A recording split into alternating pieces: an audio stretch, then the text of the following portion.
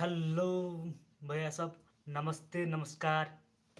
हम अहाँ के छोट भाई सुरेश पंडित।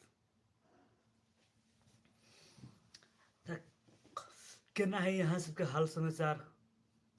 ठीक ठाक है न? है ठीक ठाक रह चाहिए, है न? हम अहाँ सबके छोट भाई सुरेश कुमार पंडित, डांसर। आइए, मतलब हम सब सऊदी में छी कि सऊदी में छी स्पोर्टाइज कंपनी में। स्पोर्टाइज कंपनी में कंपनी ठीके ठाक है। लेकिन तर हम सब अइए से वीडियो बना रहल छी कि वीडियो बना रहल छियै।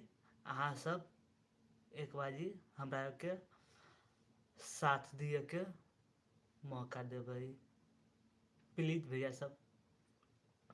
कैला कि अइए से हम सब मतलब वीडियो बना रहल छियै। अब या कोनो दिन कॉमेडियो बनबै छियै, कोनो दिन डांसिंगो अभी है।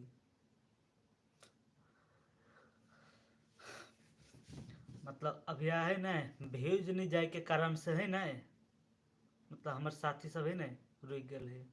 मतलब नहीं अभी है, नहीं अभी कॉमेडी बनबे के लगी वही द्वारे ग्रीन स्क्रीन पर है ना, खुद हम अपने से करै छियै, अपने से बनबै छियै।